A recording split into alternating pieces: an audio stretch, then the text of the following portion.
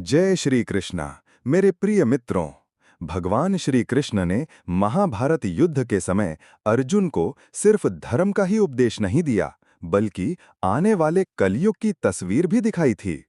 उन्होंने बताया था कि ये युग कैसा होगा, मनुष्य कैसे बदलेंगे और इस युग में क्या-क्या घटेगा। ये बातें हर इंसान को जाननी चाहिए, क्योंकि ये हमारे जीवन को समझाने वाली हैं। श्री कृष्ण ने कहा, इस धरती पर 4 युग आते हैं: सतयुग, त्रेता युग, द्वापर और कलियुग।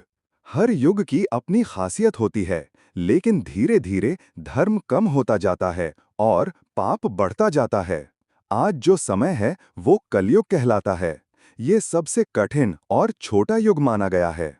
शास्त्रों में लिखा है कि जब कलयुग पूरी तरह बढ़ जाएगा, तब केवल हरि कीर्तन ही इंसान को बचाएगा।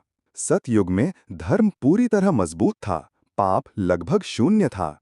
उस समय लोग लंबा जीवन जीते थे और सच्चाई ही उनका धर्म था।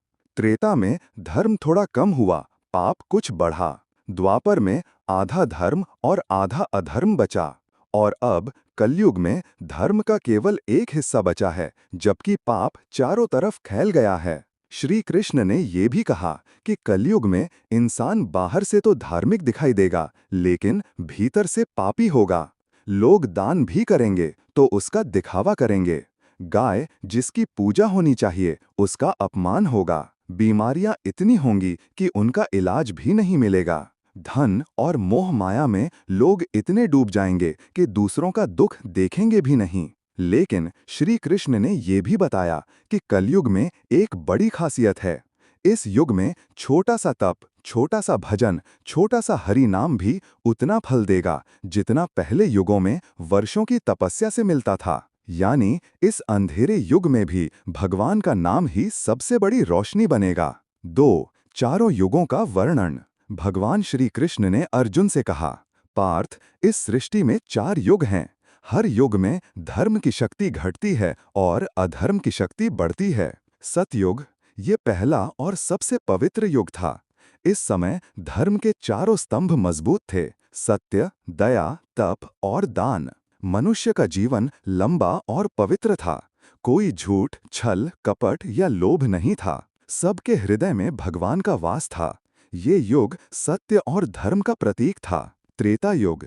जब त्रेता आया तो धर्म का एक स्तंभ गिर गया। सत्य, दया और दान तो रहे, लेकिन तप कम हो गया। यहीं पर मर्यादा पुरुषोत्तम भगवान श्री राम ने जन्म लिया और अधर्म के विनाश के लिए धरती पर लीला की। त्रेता में धर्म कम हुआ, लेकिन लोगों में भक्ति और मर्यादा बनी रही। द्वापर युग।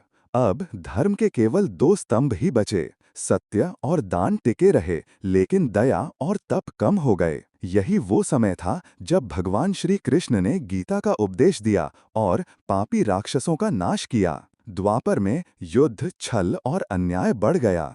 कलयुग।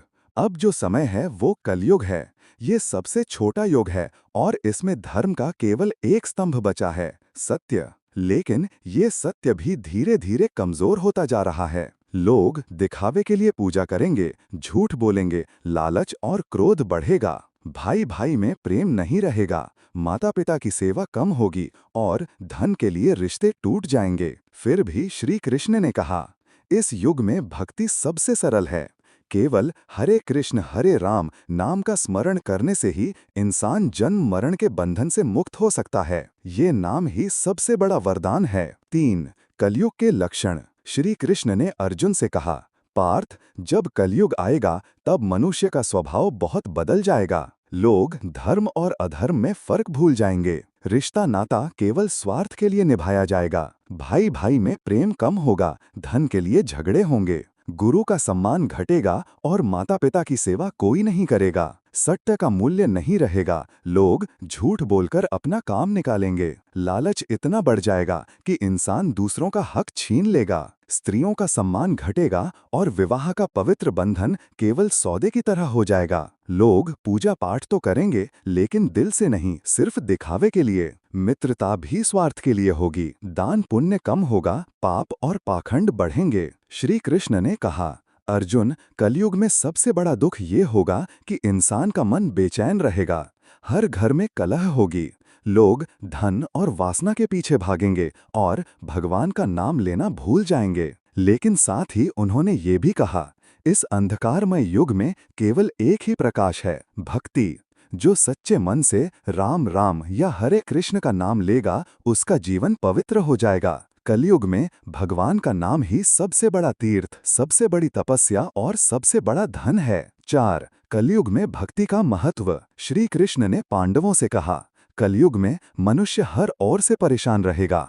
धन, वैभव, सुख, सुविधा सब होने पर भी मन खाली लगेगा। परंतु जो लोग भगवान का नाम लेंगे, वही सच्ची शांति पाएंगे।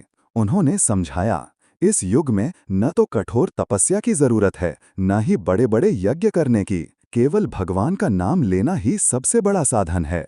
कोई गरीब हो या अमीर, छोटा हो या बड़ा, अगर सच्चे दिल से हरे कृष्ण या राम नाम बोलेगा तो सारे पाप मिट जाएंगे। भगवान का नाम मन को शांत करता है, परिवार में प्रेम लाता है, हर संकट से रक्षा करता है। श्री कृष्ण ने कहा, अर्जुन, जैसे अंधेरी रात में एक दीपक सारे अंधकार को मिटा देता है, वैसे ही कलयुग के अंधकार में भगवान का नाम ही वही दीपक है। इस नाम को पकड़ लो, यही सबसे बड़ा सहारा है। इस तरह श्री कृष्ण ने बता दिया कि कलयुग में भक्ति ही जीवन का आधार है। जो भगवान को सच्चे मन से याद करेगा, वही इस कठिन युग में सुख और शांति पाएगा। 5. कलयुग के 5 सत्य। श्री कृष्ण ने पांडवों से कहा, जंगल में जो तुमने देखा वही कलयुग के रहस्य हैं। युधिष्ठिर ने कहा, मैंने 2 सूंड वाला हाथी देखा। श्री कृष्ण बोले, कलयुग में शासक दोहरे चरित्र के होंगे, कहेंगे कुछ और करेंगे कुछ। अर्जुन बोले, मैंने देखा एक पक्षी जिसके पंखों पर वेद लिखे थे, लेकिन वो मांस खा रहा था। श्री कृष्ण ने कहा, कलयुग में लोग ज्ञान का दिखावा करेंगे, पर कर्म दुष्टों जैसे होंगे। भीम बोले, मैंने देखा एक गाय अपने ही बछड़े को चाट चाट कर लहूलुहान कर रही थी। श्री कृष्ण ने कहा, कलयुग में माँ बाप का प्रेम इतना अंधा होगा कि बच्चे आगे नहीं बढ़ पाएंगे। सहदेव बोले, मैंने 7 कुओं के बीच एक सूखा कुआं देखा। श्री कृष्ण ने कहा, लोग धन बर्बाद करेंगे, पर पास का भूखा तक नहीं देखेंगे। नकुल बोले, मैंने एक चट्टान देखी जो सारे पेड़ों को तोड़ती हुई नीचे आ रही थी, पर एक छोटे पौधे से टकराकर रुक गई। श्री कृष्ण ने कहा, कलयुग में लोग पतन की ओर बढ़ेंगे, लेकिन भगवान का नाम ही उन्हें बचा लेगा। श्री कृष्ण ने सिखाया, कलयुग में केवल एक ही सच्चा सहारा है, हरि नाम। जो भगवान को याद करेगा वही बच जाएगा।